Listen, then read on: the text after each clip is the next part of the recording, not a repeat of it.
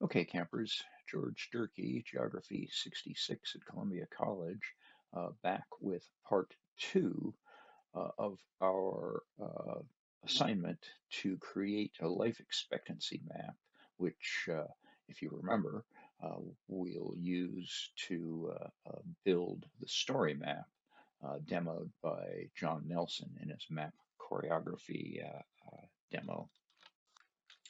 So if you haven't already, go to your ARC Online college account and open up the map we worked on, the grayscale map of life expectancy by county in the US. And of course, you'll also remember that we divided everything up into age classes up to age 70 and up to 85 and above.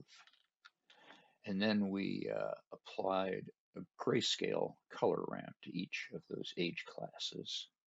Now, an interesting side note is comparing the 2024 data, which I'm using, and the 2021 data, which John Nelson uses in his original demo of this map building.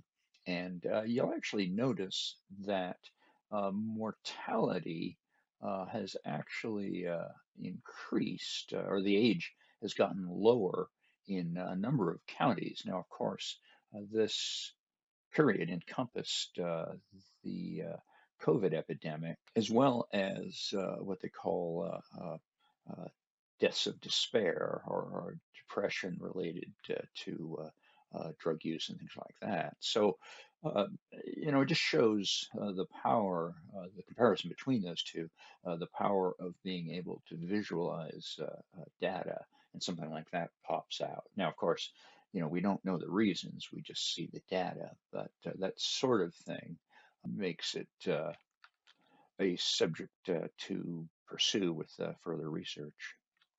So in this last lesson, I hope, uh, what we're going to do is take those grayscale counties and we're going to give them a 3D effect. And then we're going to label each so that the age of life expectancy, the average for each county, will show up labeled.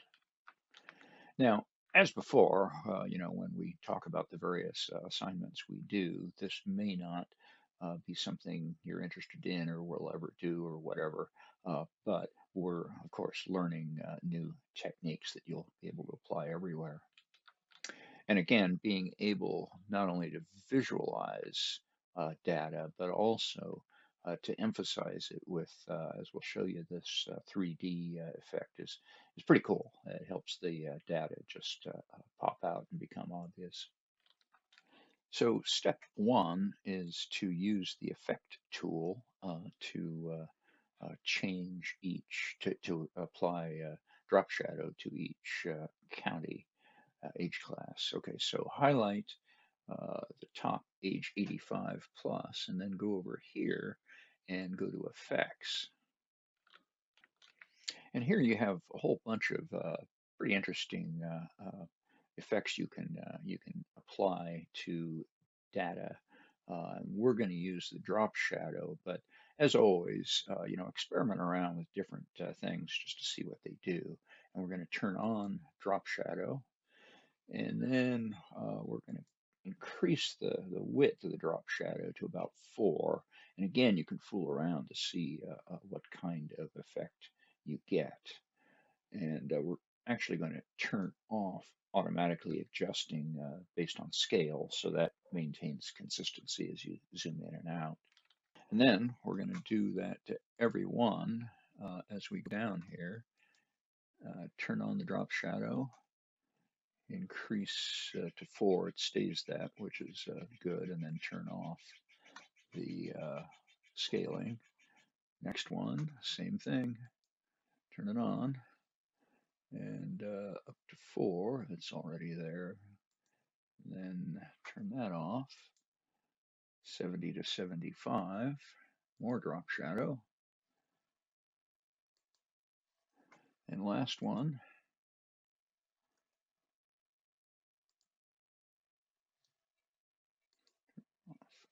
Okay, and we can X out of that. And notice how the uh, county data just kind of pops out or ahead of others. And so you get this, like I said, 3D effect, which is kind of cool. And we're going to continue working with that to make it even a little better. So now, and I know you guys know the answer to this, what do we do when we've done a lot of effects with the data? We save it. So just go on over to save and save. Okay, next we are going to group our data. So we're going to put all of our data under one subheading. And so go to the three dots here and then group. And notice that the age 85 now appears in a group layer. And we're going to put everything up under that. This is something I don't always get right. You just got to get it just right here.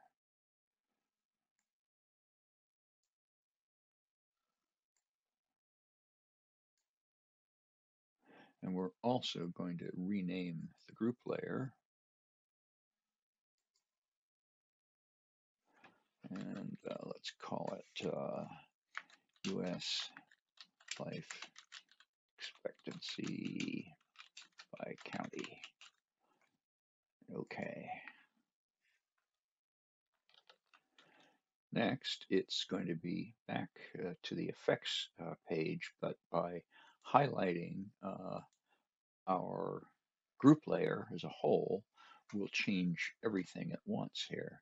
So go on down, still within effects, and go on down to blending and scroll down to contrast, and we're going to choose overlay. And so this blends the two layers, all the layers with the underlying map so you can see through it. So this is the sort of thing you can do.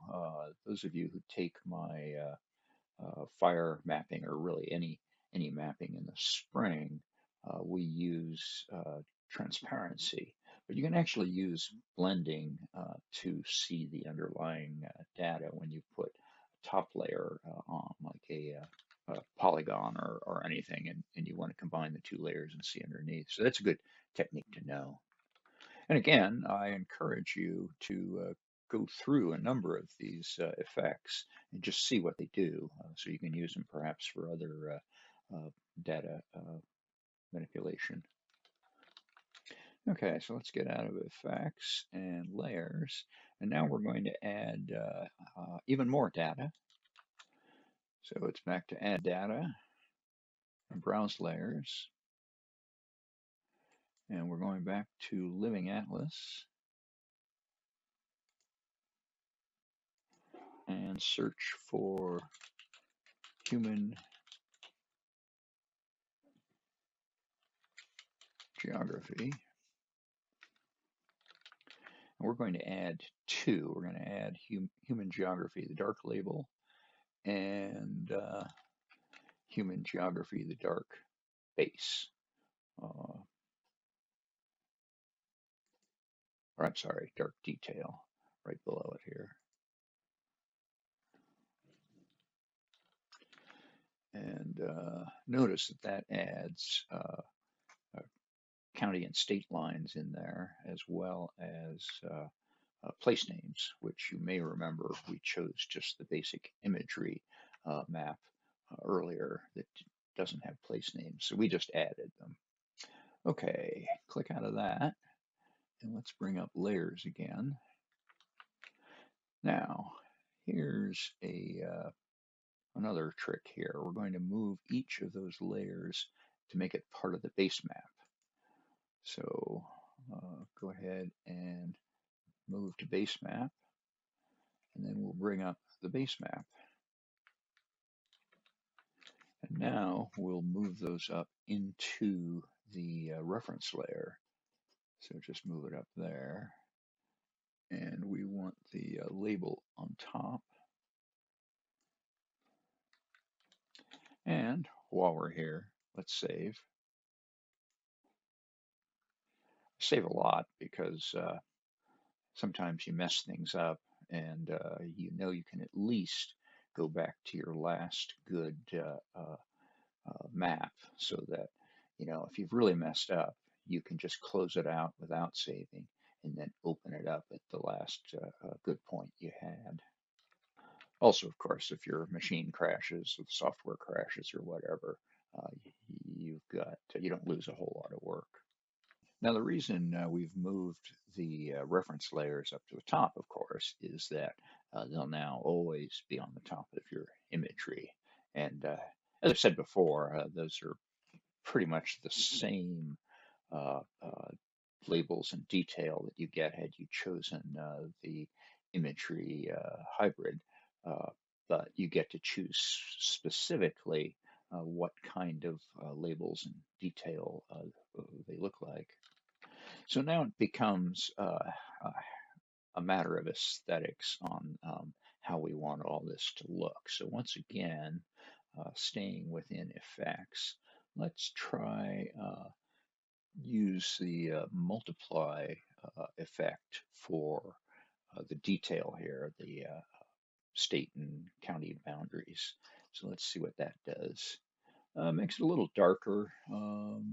This ultimately may not be what you want, but let's stick with it. Also, this is what John Nelson does, so let's stick with his plan for the moment. And for labels, let's increase the transparency a little bit here to soften them up. And also when we put in our labels for each county, we can see through them and they won't compete. We may change that later, but for the moment, let's go with that.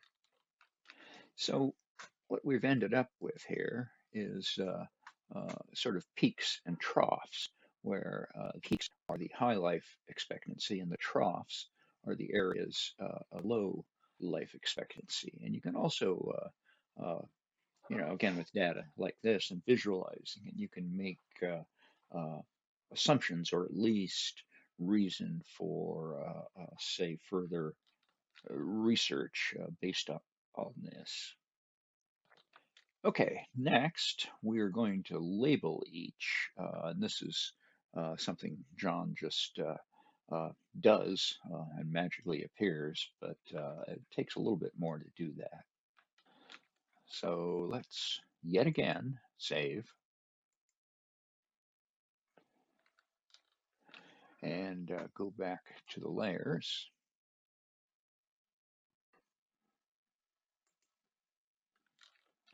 And so now, one at a time, we're going to highlight and go to labels over here, the little label icon. So the first thing we're going to do is we're going to add a label class, and we're going to look for the same label field as the one that we set this all up with, and that's average life expectancy. So we type in average life, average, average expected number of years, not average life expectancy. Click on that, and that becomes the label. But you'll notice that it's like 10 decimal places, which gets kind of crowded. So we're going to round it off with an arcade expression for labels, which we had already done with fire maps a week or two ago. So let's use the expression icon here and create an expression. Now I'm going to keep in the original line there, which was just simply the raw value as it shows there with the decimal places. Uh, and I do that for a reason because notice that the V147 raw value is kind of obscure as opposed to, say, acres or something like that. So I want to keep that in there to either copy and paste or to remind me what we have to write in here. So to round off to a whole number, we enter the round variable, and then it wants a value. And so that's going to be a number it's going to act on. And then the next value is put in a dollar sign for feature. and then enter a right-facing bracket, and don't make the same mistake I just made, is lowercase. Don't use an uppercase bracket or it won't work. So right facing, and notice it puts both a left and right bracket in.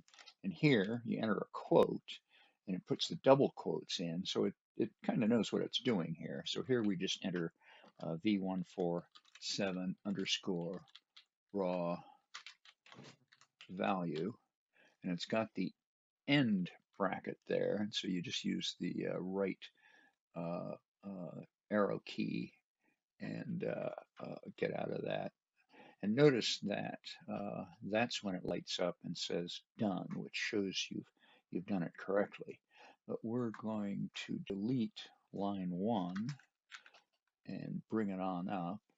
Now, what you can do here is, well, let's test it to make sure it's correct. But what you can do, and as I said, I will include it in the instructional material, is you can copy and paste this.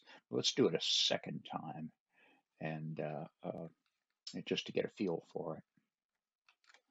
So notice it shows up there, and it's not doesn't stand out. So let's work on that a little bit. Let's go to label style, and let's up the size.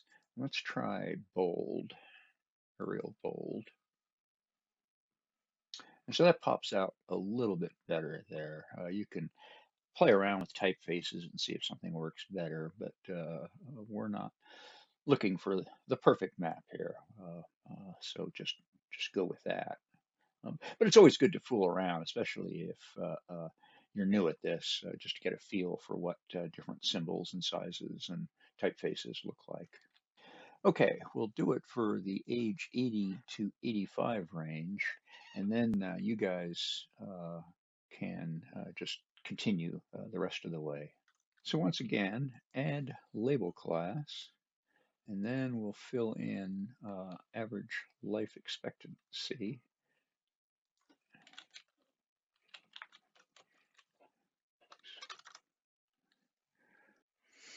And then we go to the expression, customize expression, and we'll write it out again.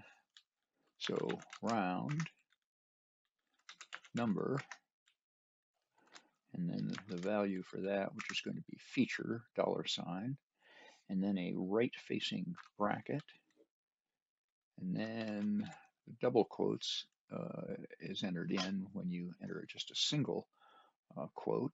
And so V147 underscore raw value.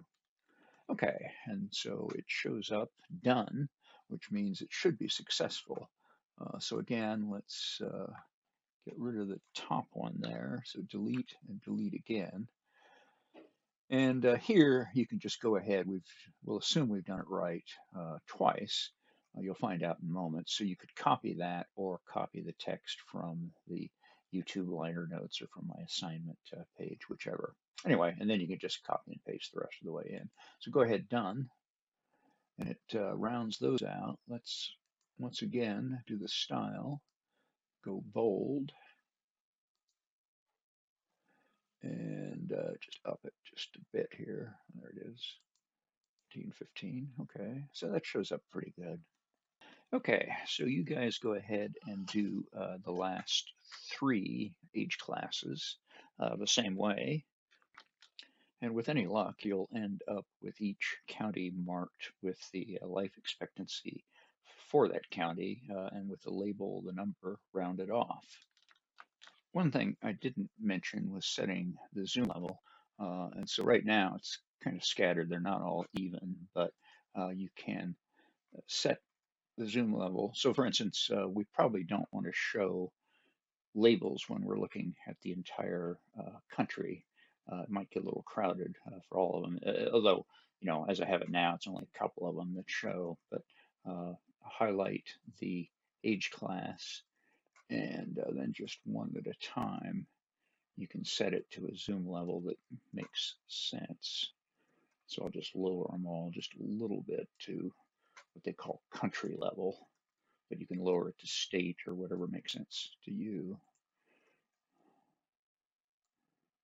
There we go. And now if you click in, it starts showing up. And that's not bad spacing. Sometimes when you're zoomed way out, then it's too crowded together with the labels or symbols or whatever. And now you will take this map, and that's what you'll use for the video map choreography, how to make an ArcGIS story map, sing and dance. And the good news there is only 9.25 minutes, so it should go pretty quickly. And he just gives a very rough outline on how to use the story map app. So there you go. I hope that all makes sense. Obviously, if it doesn't, send me a note, or if you think I need a correction to the video, we'll do that. Okay, thanks.